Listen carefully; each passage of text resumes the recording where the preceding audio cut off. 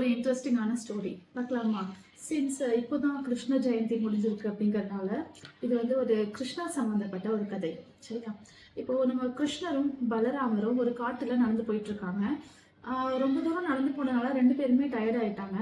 அதனால கிருஷ்ணர் வந்து என்ன சொல்றாருன்னா, நான் கொஞ்ச நேரம் தூங்குறேன், நீ வந்துட்டு கொஞ்சம் காவலாயிரு, நீ ஏதாவது மிருகங்கள்லாம் வராம பார்த்துக்கோ, அடுத்தது நீ கொஞ்ச நேரம் தூங்கு, நான் அப்போ வந்து காவலா இருக்கேன் அப்படின்னு சொல்லி சொல்றாரு.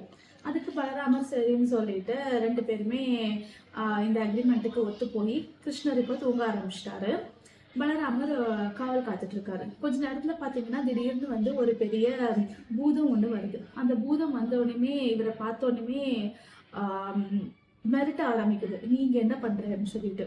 உடனே அதுக்கு பலராமர் பயப்படுறாரு. இன்னும் அந்த பூதம் பெருசாகுது. உடனே மறுபடியும் சொல்றாரு, மரியாதை இந்த காட்டை விட்டு ஓடிட்டு இல்லைன்னா நான் கொன்னுடுவேன் அப்படின்னு சொல்லிட்டு. அப்போ அந்த பூதம் இன்னும் பெருசாக ஆரம்பிக்குது.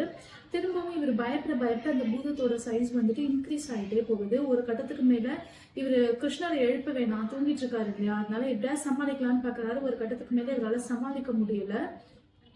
மயங்கி கீழே விழுந்துடுறாரு. விழறதுக்கு முன்னாடி கிருஷ்ணான்னு கத்திட்டு மயங்கி கீழே விழுந்துட்டாரு. இப்போ கிருஷ்ணர் டக்குன்னு முழிச்சு பாக்குறாரு. ஐயோ, ரொம்ப நேரம் தூங்கிட்டோம் போல இருக்குன்னு சொல்லிட்டு முழிச்சு பார்த்தா பலராமர் மயக்கம் போட்டு விழுந்திருக்கிறத பாக்குறாரு. எழுத்தாப்புல திரும்பி பார்க்கும்போது ஒரு பூதம் இருக்கு. அதையுமே யார் நீ அப்படின்னு கேட்கிறாரு. அப்பவே அந்த பூதத்தோட சைஸ் வந்துட்டு சின்னதாயிடுச்சு கிருஷ்ணர் பார்த்தோன்னே.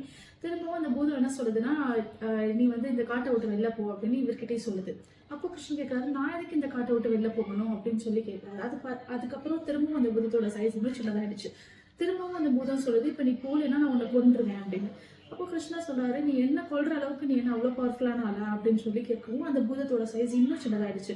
ஸோ அந்த கிருஷ்ணரோட காம் அண்ட் அந்த ஸ்ட்ராங் அப்பியரன்ஸை பார்க்க அந்த பூதத்தோட சைஸ் வந்துட்டு இன்னும் குட்டி குட்டியா போய் சின்ன சைஸ் பூதம் ஆயிடுச்சு. அதை எடுத்து கிருஷ்ணர் இப்படி அவரோட கையில வச்சு விளையாடிட்டு இருக்காரு. அப்போ திடீர்னு பலராமனுக்கு வந்துட்டு அந்த மயக்கம் தெளிஞ்சு, அது மாதிரி இங்க ஒரு பெரிய பூதம் வந்துச்சு, அது எங்க அப்படின்னு சொல்லி கேட்கும்போது, எது இந்த பூதத்தை சொல்றியா அப்படின்னு சொல்லி கிருஷ்ணர் காட்டுறாராம். ஸோ இந்த கதை எதுக்குன்னா, இதே மாதிரி தாங்க நம்மளும் லைஃப்ல உள்ள சின்ன சின்ன விஷயங்களை எல்லாம் பார்த்து பயந்து அது ரொம்ப பெரிய பூதாகாரமா ஆக்கியிருப்போம். அதுக்கு நம்ம தான் ஆக்சுவலி அவ்வளோ பவர் கொடுத்துருந்துருப்போம். அதை நம்ம பயப்பட இன்னும் அந்த சின்ன விஷயம் கூட ஒரு பெரிய விஷயமா மாறி இருந்திருக்கும். நம்ம கிருஷ்ணர் மாதிரி அதை வந்து ஸ்ட்ராங்காகவும் காமாகவும் அதை வந்து நம்ம அப்ரோச் பண்ணோம் அப்படின்னா, எவ்வளோ பெரிய பூதாகரமாக இருக்கிற ஒரு விஷயம் கூட ஒரு சின்ன விஷயமா அது மாறிடும்.